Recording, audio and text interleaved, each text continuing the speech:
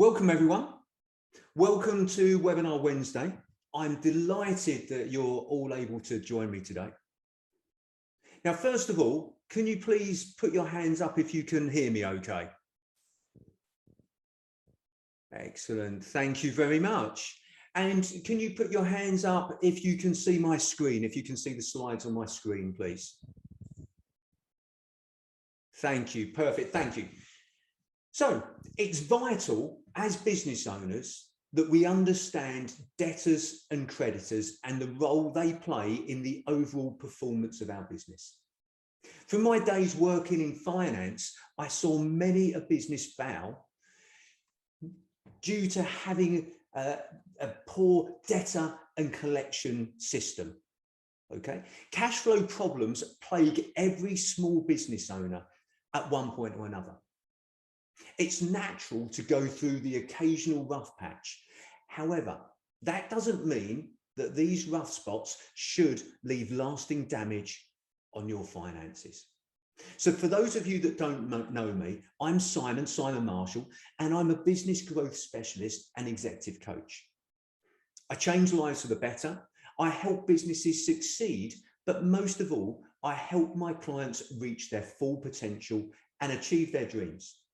I do this by using a simple and systemized approach which benefits business with more time, better teams, and more money. Now, I'm going to share with you today some tools, tips, and techniques which, if implemented in your business, will improve your cash flow.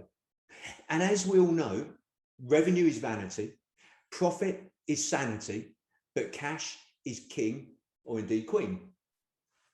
So to give you an overview of what I'll be covering today. So firstly, the impact of discounting. Then some beliefs around money. We'll take a look at the cash gap, which has caused the failure of many businesses if it's not managed appropriately. We'll also take a look at debtors and creditors and how to measure them. Then a debtor management system and a system for efficient collection of debtors. So the first thing first, most owners I've met learnt to discount before they learnt to count. One of the most common things I come across before I coach a business is that they are discounting their price to win business and as a competitive advantage without understanding the full impact it has on their business. So let me put that into context. Let me show you the impact of discounting. So if we look at this chart in front of us, if we assume that a business has a 40% gross profit margin and that they discount their prices by 10%, okay, that means that sales need to increase by 33%, the number circled in red on here, to maintain the same amount of gross profit. Okay, so as you can see from this slide here, 40% profit margin, 10% discount means that your sales need to increase by 33% just to maintain the same gross profit margin. Now, let me take that further and share with you a story of a client that we coached and before they came to us.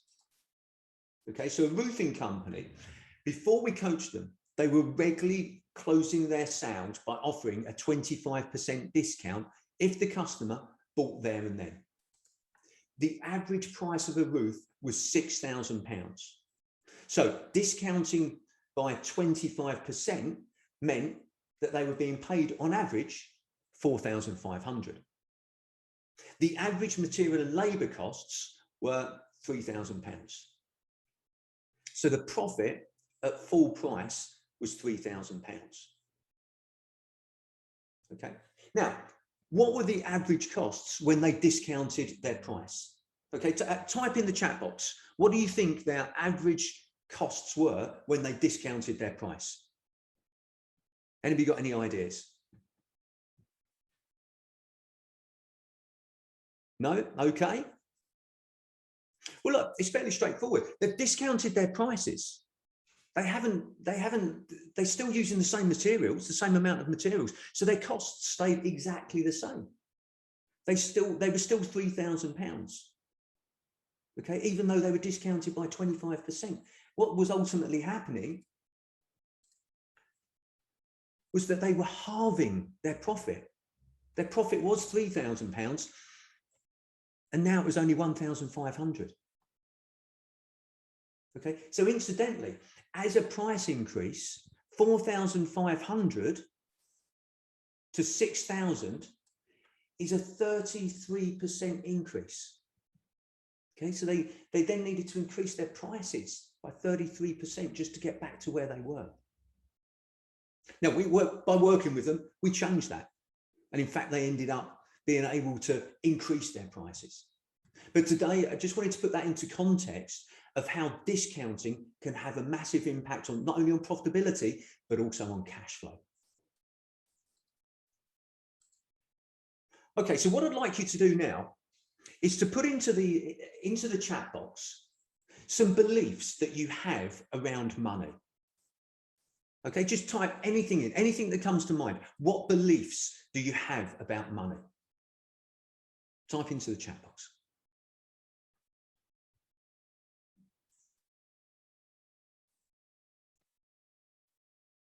Nobody has any beliefs about money. Come on, there must be one.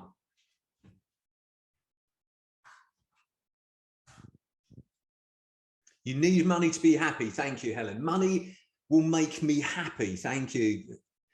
Money will flow into my business. Like it, Caroline. Well done. Okay, so look, thank you for typing those in. Let's have a look at some beliefs that I see and hear about money. So, for example, it takes money to make money.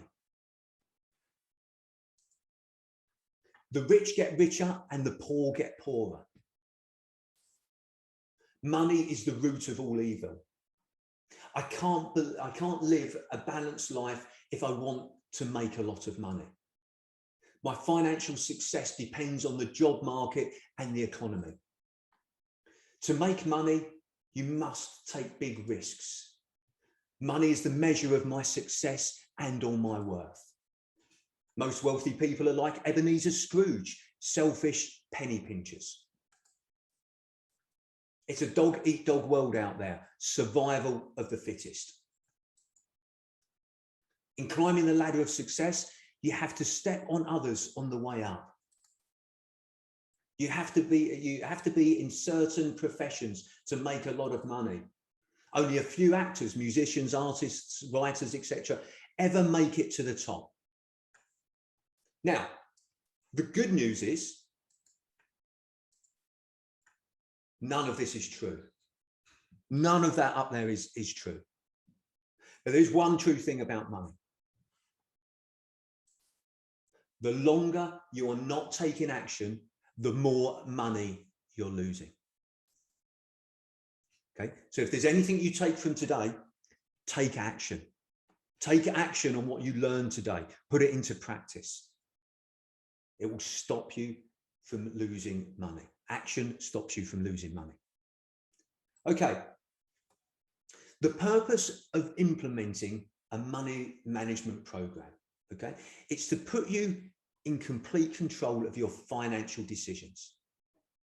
Setting a plan to suit your longer-term financial goals. Managing your finance is so much more than entering numbers into a spreadsheet. Effective financial management means strategically planning for the long-term success of your business. That's why, to make the most of your resources, you need to be methodical about setting financial management goals. By establishing clear goals, realistic budgets, and attainable benchmarks around those things like budget maximization, cash flow, and risk management, you're working towards establishing a solid financial footing.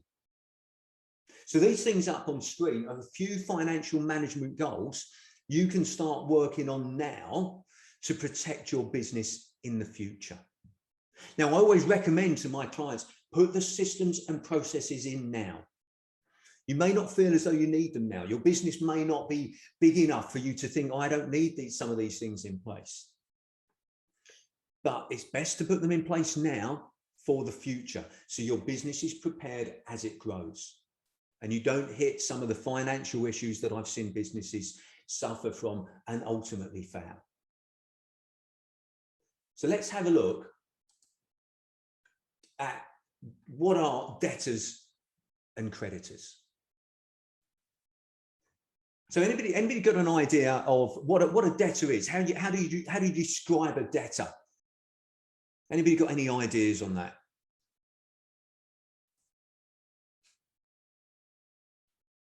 Okay, well look, let me tell you. This is what a debtor is. Someone who wants money from you. Yeah, thanks, Helen. Yeah, absolutely. Look, a debtor is someone who owes you money. Yeah, it's a term used in accounting to describe an individual that owes money or who is in debt to an organization or person. So for example, a debtor is somebody who has taken out a loan at a bank for a new car. Okay, so that's what a debtor is. So can anybody got any other examples of debtors? Yeah, like your comment there, Kansu, that we will minimize the time between issuing an invoice to a customer and collecting the payment in full. So we'll cover that off shortly. That's the cash gap that we're going to cover. So anybody got any ideas about? Give me some examples of debtors.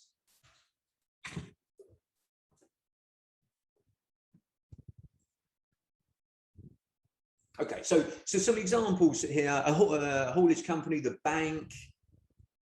Okay, yeah, look, can be. So look, you know, a bank, for instance, would be a debtor if you've got money deposited with them, because the bank then owes you that money. If you borrow money from them, you're the debtor. Okay, so debtors are things like trade debtors, people that you've sold to and then owe you money, or indeed staff loans. If you've lent money to your staff, then they owe you money. Okay, so that's debtors. Yeah. Then we've got creditors. So a creditor is the opposite, someone you owe money to. Yeah. So using the example that you mentioned there of a bank, Caroline, if you've borrowed money from the bank, then actually you're a creditor to them. You owe them money. Yeah. So a creditor is a term used in accounting to describe an entity, and it can either be a person or an organization that is owed money. Okay, as they've got provided goods or services to another entity. So sometimes this entity will charge interest on money borrowed as a way to make money. This could be interest on bank loan repayments or credit card payments. Yeah. Yeah, a good example there, Cancer. Yeah, the you know, financial institution. Yeah. So Kansu has given an example there of a creditor, which would be a financial institution, somebody you owe money to. Yeah, but it could also be trade creditors as well. So trade creditors could be people that have given you stock and material, and you haven't paid them yet for it. So look, let's go back to the point that Kansu made just now about this is the cash gap. Yeah, so the cash gap is the term we use to describe the delay between the time that a business pays its costs and the time when it receives payment from its customers. Okay, so let me use this graph in front of us here just to explain that in a bit more detail. So let's say that that you're a retailer that's bought some stock to sell on. Okay, so you get your stock on day zero. That's the green bit there, the inventory. Okay, so you receive it on day zero. and you buy it on 30-day terms. So you don't actually need to pay the person that you bought it from for 30 days. So after 30 days, you have to pay for that stock. Okay. Now let's say that it takes you 60 days to sell that stock. Okay. So then the stock goes out of your, your showroom or whatever it may be after 60 days. But you may then sell that on 30-day terms yourself, or even 60 days.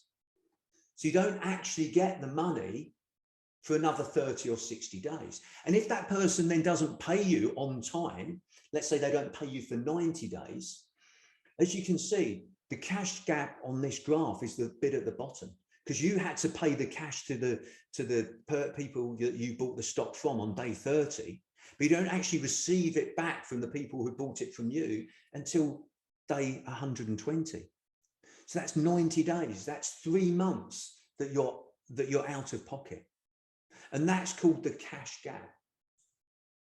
And this is where I've seen a number of businesses fail, because they haven't managed that cash gap.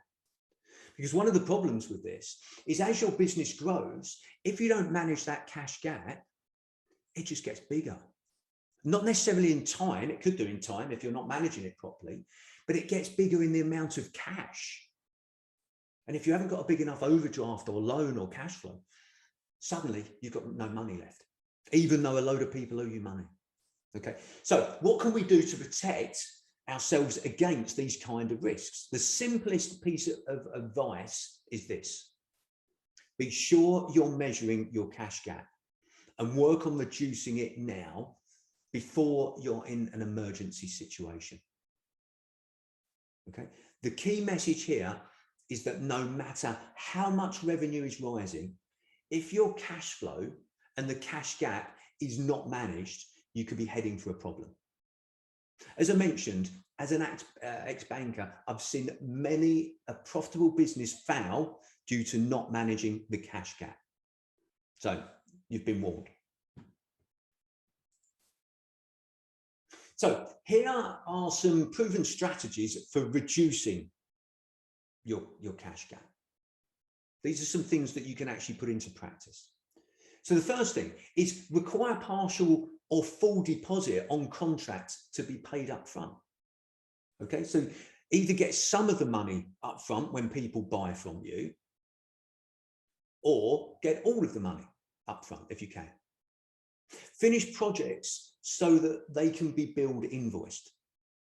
Okay, so one of our clients, when they came to us, a construction company, they had loads of jobs that weren't quite finished because of small snagging issues. But because there was only small things that hadn't been finished, but people weren't paying them because the job wasn't finished. And it would have been very simple, and ultimately it was very simple, just to send somebody around and finish those small snagging issues. But what they were focusing on is moving on to the next job before the previous one was finished. So finish projects so that you can bill an invoice. Okay. Now, the other thing is bill an invoice immediately on completion of the job.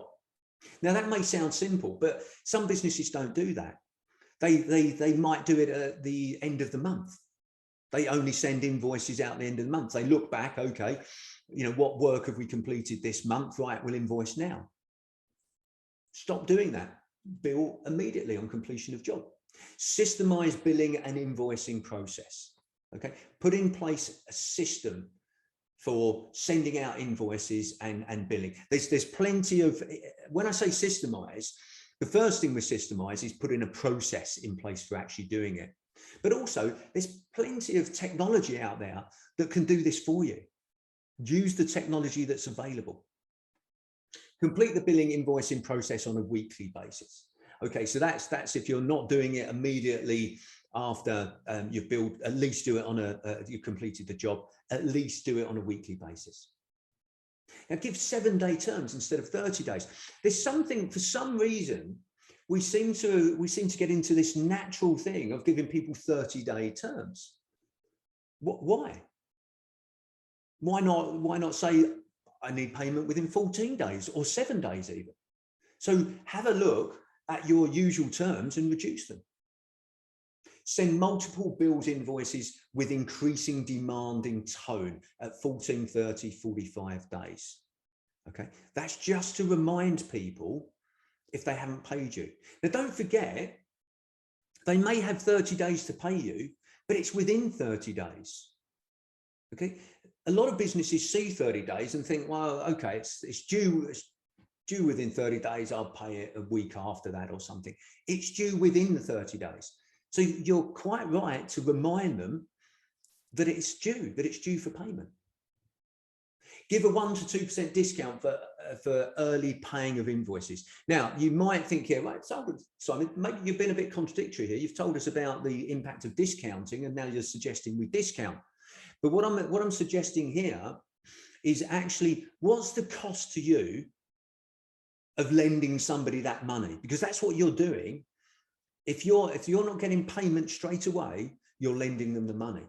And if you're having to borrow that money from the bank, or if you're not able to invest that money into buying more stock, it's costing you money.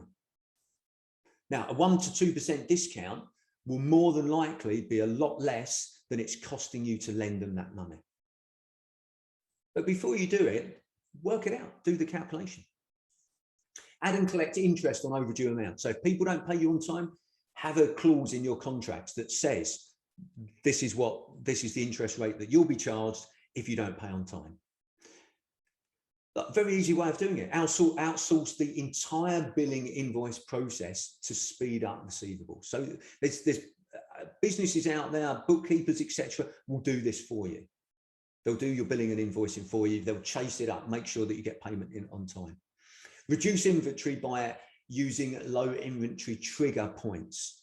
Okay, so this is where you only order inventory when you actually need it, and you've got a system in place that flags up, right, you're getting low on this, order it now, rather than having loads of stock in your stock room or showroom.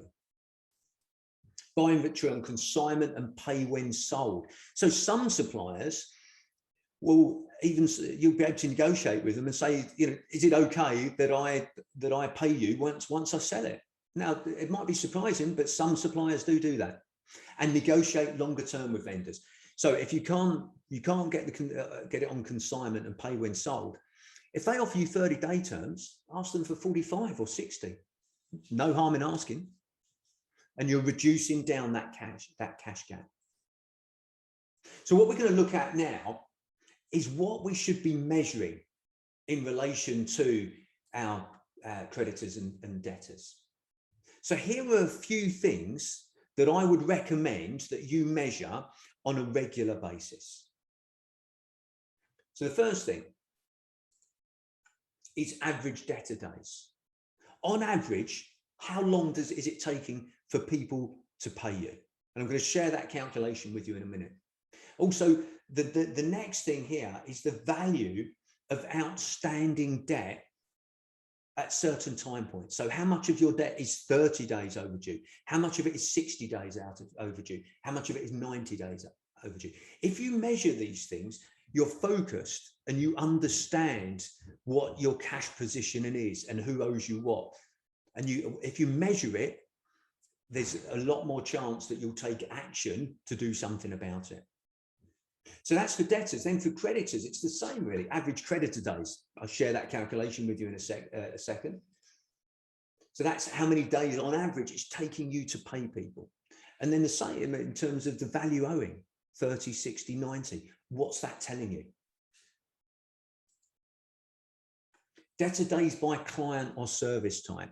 So if you've got a lot of different types of purchasers, get an idea of how quickly different types of customers pay you, to give you an idea of how you can manage that process, who you can focus on as being your ideal customer. How can you manage that particular type of client or service that isn't paying you on time? What can you do about it? Now, this is an essential that I recommend for every business that I coach. Make sure that you've got a cash flow projection and statements, and look at them on a regular basis. And when I say a cash flow projection, That is having in place a forward-looking cash flow for the next 13 weeks, looking at it on a weekly basis and updating it on a weekly basis. So you make assumptions in terms of what's going into your or coming into your business on a weekly basis and what's going out of your business on a weekly basis for the next 13 weeks. Once you've done that, you then look at it each week and work out, were those assumptions correct or not? What do I need to change? And what this will do, this will highlight early if you've got any cash problems coming up. And you can deal with them proactively rather than suddenly finding you haven't got any cash and you can't pay your the people that you owe money to, and you've got a real problem. Okay. Your creditors would much prefer you to phone them in advance and to say, look, one of my clients has let me down and hasn't paid me. Can I have a few more days to pay you? Is that okay? And you'll get a very different response than just not paying them. And then the final thing is just the variance against overall targets and an equivalent prior year period. So think about, well, what's this telling me? Are my debtor days, are they going up?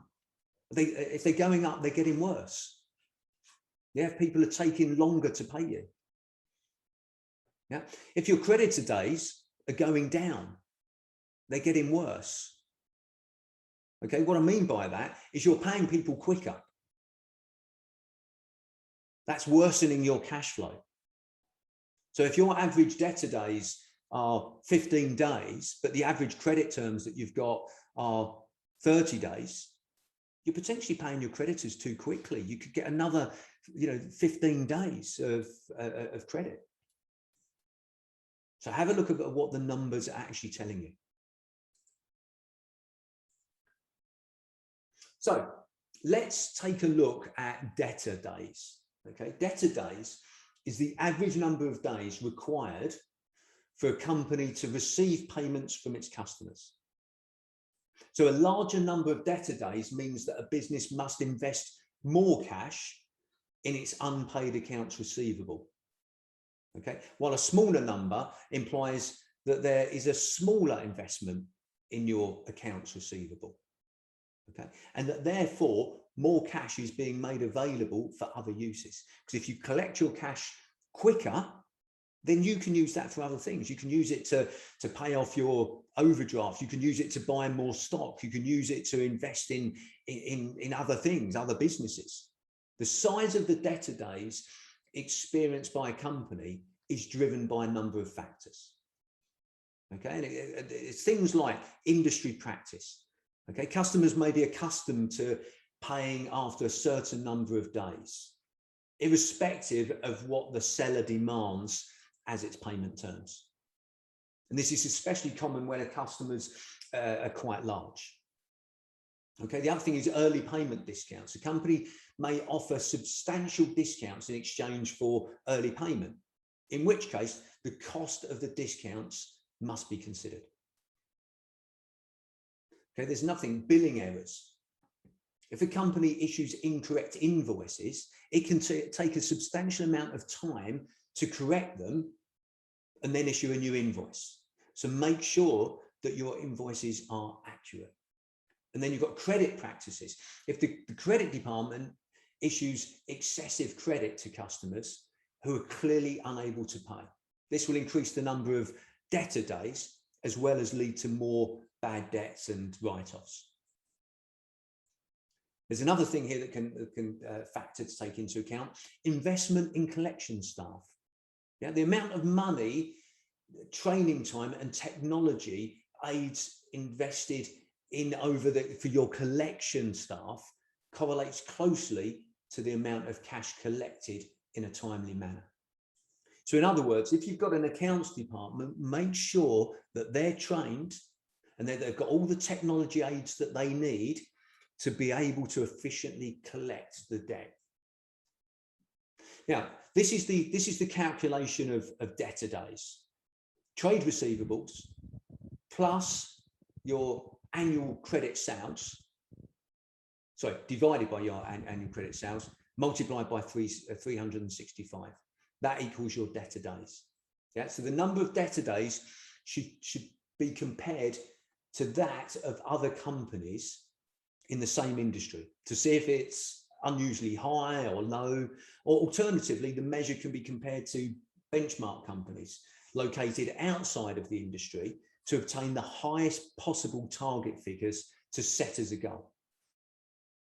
Now, I've put an example calculation on here just to put it into context. Okay, so for example, if a company has average trade receivables of 500,000 and its annual credit sales are 3 million, then its debtor days are 61 days. The calculation is 500,000 divided by 3 million multiplied by 365, which, if you want to be accurate, actually equals 60.83 days, I think. Okay, so that's how you calculate it, monitor it, measure it. So let's have a look at the equivalent for creditor days. So creditor days show the average number of days your business takes to pay suppliers. It's calculated by dividing trade creditors by the average daily purchases for a set period of time. So in this example, I've used a calendar year. The equation to calculate creditor days is as follows. Creditor days is the trade payables divided by the cost of sales multiplied by 365. Okay, or for a different period of time, you multiply it by your financial year, whatever it may be. So creditor days are used to calculate the average time taken for your business to pay suppliers. This number can help you to better understand whether your business is taking full advantage of the trade credit available, as well as identify any potential cash flow problems.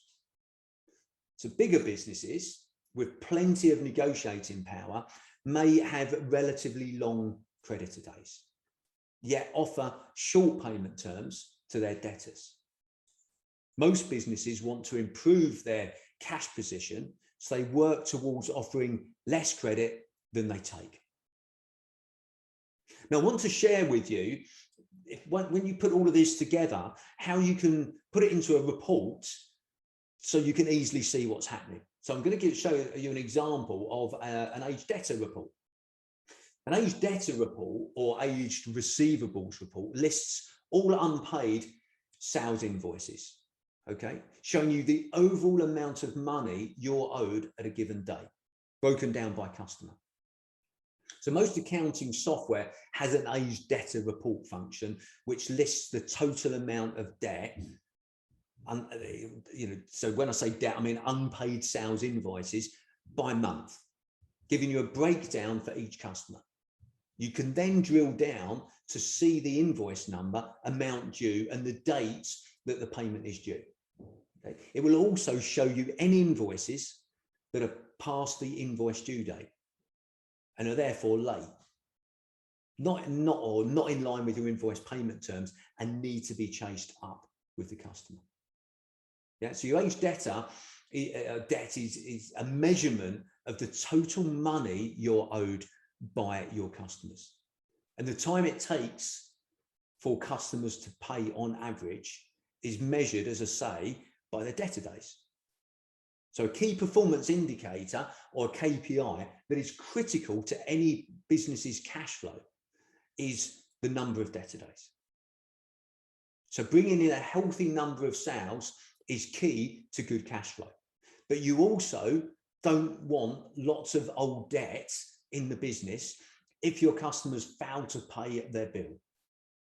Keeping aged debt under control and debtor days low, particularly relative to credit terms, improves your financial health. So if your customers are paying you quickly and your liabilities, your level of debt, are kept minimal as a result, then that sets the business up to be in a good financial position going forward. So let's take a look at debt management and debt avoidance. Okay, so here I've got a few things that you can do to avoid delays in payment by your debtors, or indeed avoid bad debts. Now, look, some of these are fairly obvious, but ask yourself, are you actually doing these things? So first of all, client qualification. Make sure you're targeting those businesses that you want to do business with, those businesses that pay you on a regular basis, pay you promptly, and deselect those ones that don't. Deselect those ones that are bad payers. You can put these into categories. Yeah. Now, how I define these categories are your A customers are your awesome customers. Your B are your basic customers. Yeah. So your A customers might pay you as soon as the invoice is sent out, they pay you. Your basic customers will pay you within your payment terms. Yeah. Your C customers might pay you on the last day or the next day, a few days after your payment terms. Okay. And C stands for either cure or cut. Because you either cure those customers and get them to start paying you within the right payment terms, or you cut them, you get rid of them. And that's what the D stands for. The D stands for dead. If you've got a customer that is regularly not paying you, within the payment terms, and you're having to continually chase them, get rid of them. They're not a good customer. And the other thing you can do is just do a simple credit check. Before you do business with somebody, just do a credit check on them. It's very simple to get these days. The next thing is positioning. Okay, set expectations. So have a conversation with the person that you're doing business with. Make it clear how the relationship is going to work, what you expect. Put that into verbal terms. Discuss it with them. Get a verbal agreement. Is this going to work for you? And then confirm it in writing. Okay, once you've got it confirmed in writing, what you want is actually formal terms and conditions. Yeah, those formal terms and conditions need to be expertly written, and they need to be clear. Yeah, and included within that is a penalty clause. If they don't pay you on time, what's the penalties? How much interest are you going to charge them? Now, it's particularly important that the terms and conditions, because if you end up having to pass your a debtor that hasn't paid you over to a debt collection agency, they're going to be looking at these terms and conditions. The other thing that you can do is early identification and resolution. Have good relationships with your clients so they feel comfortable phoning you up and contacting you and saying, look, I've got a bit of a problem here. And as long as it's not on a regular basis, then just agree to them what's going to happen. Now, remember that a non-paying client or customer is a borrower. And finally, just have a look at your payment terms and adjust them as appropriate. Now, let me give you some further tips here in terms of reducing or your debt management systems. So as I've said before, okay, no more end of month statements. They cost you time, money, and resources and are not necessary. Yeah. So your terms should be cash on delivery, 7 or 14 days, invoiced at the time of delivery, no matter the time of the month. A-grade customers may have 30 days if necessary, your awesome customers, yeah? But remember, if a B or C day, a B, C or D grade customer is worried about terms, they're usually not worried about when they have to pay, rather how they are going to pay. If this is the case, they're possibly a bad risk. Okay, and remember, utilities such as phone, water, etc., are paid on invoice only, not when statements are issued. Okay, and they cut off your service if you don't pay. People tend to try and pay these first. So why not be one of those people that your clients try and pay first? The next thing is choose the team member responsible. Stress the importance of the role and its necessity to be done as a continual process, and promise to support them and set targets. Okay, so if you've got a team, make sure that somebody is responsible and they understand why it's an important job. Track cash flow and age receivables. Develop a quarterly cash flow forecast tracking. All money going in, going out. Make sure it flags payments 0 to 30 days, 30 to 60 days, 60 to 90 days, and then greater than 90 days. And make sure this report is printed at least weekly, if not daily, by the person that's responsible. Set targets, for example, how over a period of time, how many accounts overdue in each category and the amount acceptable. Okay, obviously 0 is the target. However, it takes time to reduce the list. Be prepared.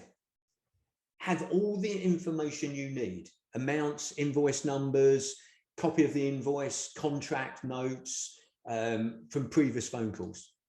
Make detailed notes on any conversations and promises that people have made you. Names, dates, times, when it was promised, etc. Pick a time daily or weekly to make chase-up calls.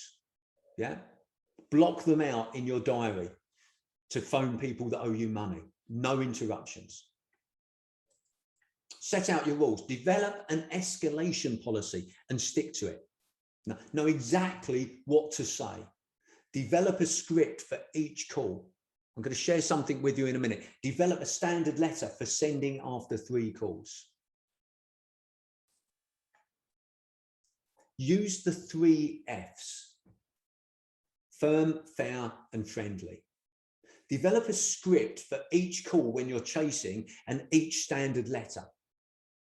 Don't get into an emotional argument. Stick to the facts. If someone has a problem, take all the details and get the person responsible to sort it out ASAP. If the customer becomes heated, rude, or abusive, exit the call. Sometimes that might even mean hanging up. And refer the matter to your boss if you've got a boss. Yeah? Your team members are not being paid to be abused. They're just doing a job.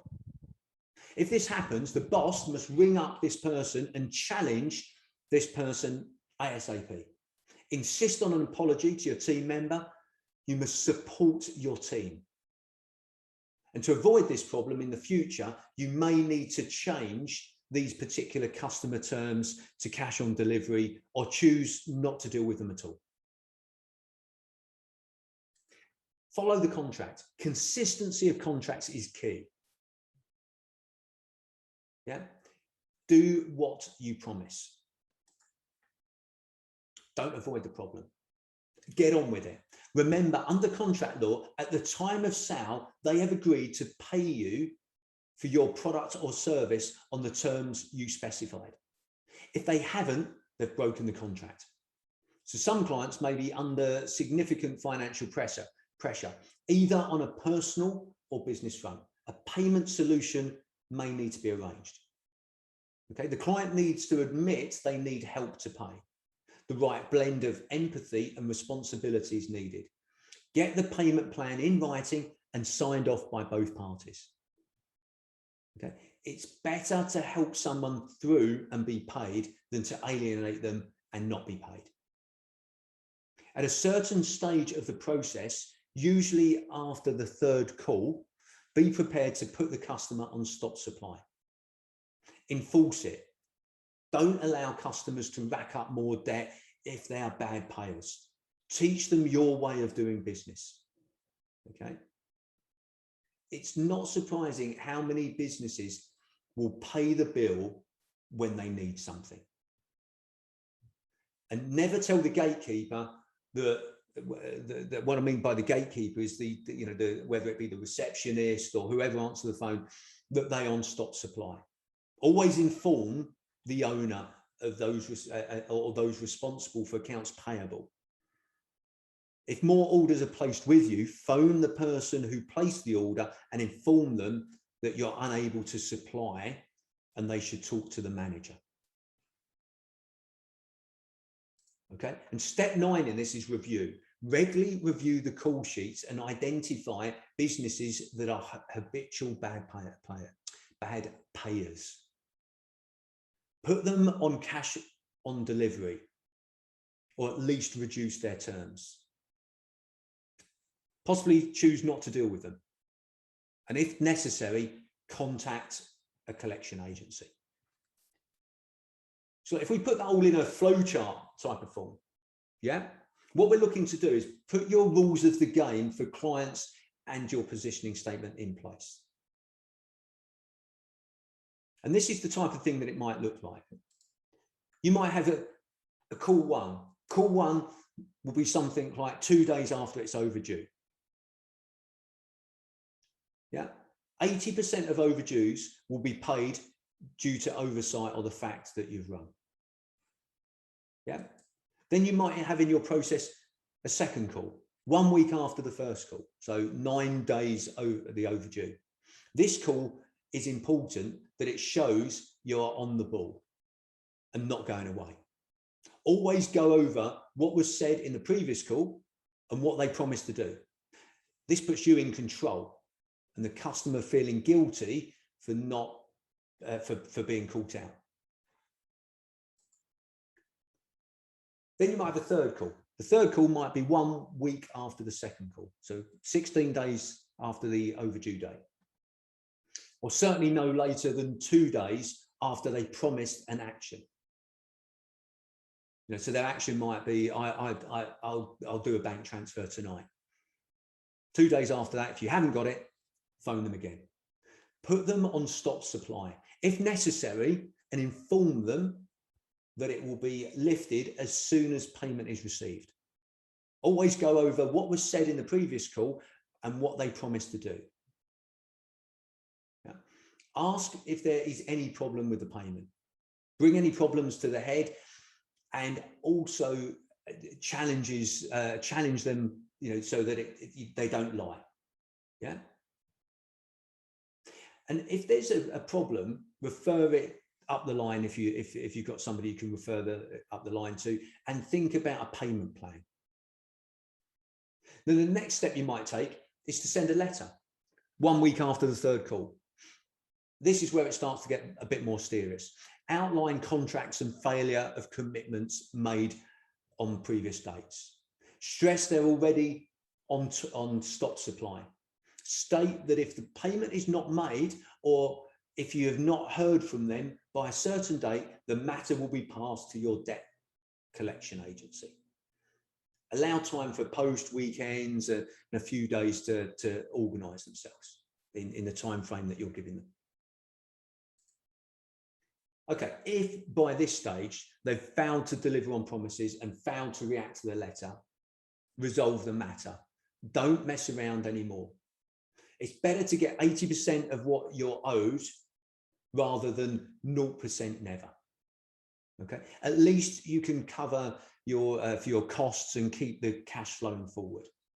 So once at this stage, the matter is resolved and not a source of lingering annoyance for the business owner and a real source of stress. Okay, so this is where you start to get a debt collection agency in place. Now, some debt collection agencies will actually do it for free. Okay. Now, choose not to deal with the customers. Sorry, let me clarify. They're not doing it for free, but they're not charging you. They're adding it on top of the amount that the debtor owes you. Okay. So at this stage, we're choosing not to deal with the customer, or at least get full payment up front, because you don't want to get caught out again. Yeah. If it is full payment, even consider adding on a premium, 10, 20%. If they decide to leave and go to your competition, great. Your competition can have the problem.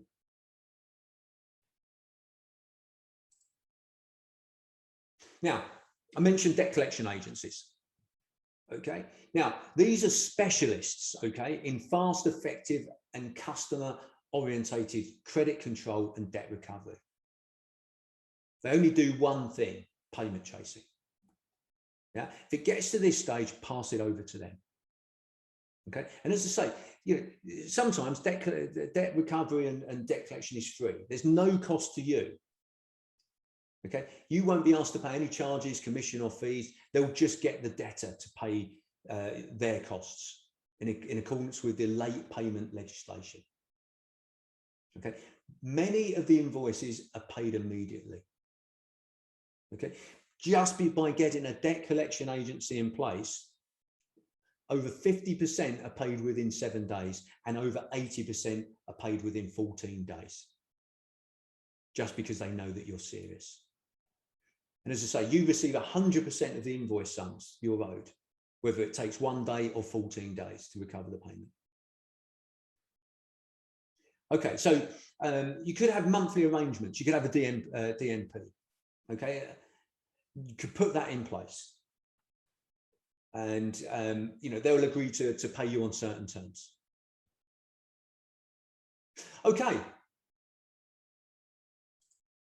so look, that's my tips and techniques for making sure that you're managing your cash flow, making sure that you've got a system in place for looking at what you're owed and what you're paid, making sure you've got key performance indicators in place to measure how quickly you're being paid, how quickly you're paying other people. Okay, have a process and system in place for invoicing and collecting your invoices, and make sure it's followed. So, anybody got any questions? Type them in the question box if you've got any questions. Okay, so I had one come in from Joe here. So Joe's asked, are debt collectors expensive? Okay, well, they can be. Okay, they can be, and as I say, you've got to select which ones that you want to choose, because some will charge you a fee, and it can get expensive. But actually, there are debt collection agencies out there that, as I say, will actually not charge you a penny, because they know that 80% will be paid within 14 days. So they know that they'll get their money. They'll charge a premium on top of that. Okay, so it won't cost you a penny. So make sure you look around. Make sure you choose a reputable company. Make sure you understand what their fees and costs actually are. Okay. Okay, so then Rachel, I've got a question here, has asked, what is a DMP? Great question, Rachel. So an apology, I think I used an acronym there where I should have explained it. So a DMP is a debt management plan, which is an agreement that can be made between you and your debtors. Okay, so that's if they can't pay you on the terms that you agreed, then you have a conversation with them and say, well, how can you pay me? Let's put a plan in place. You pay me X amount each month, and you agree that plan. Okay, and you make sure that they keep to those terms.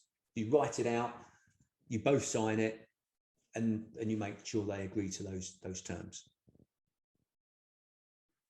Okay, so and Caroline said, where's the best place to search for debt collectors?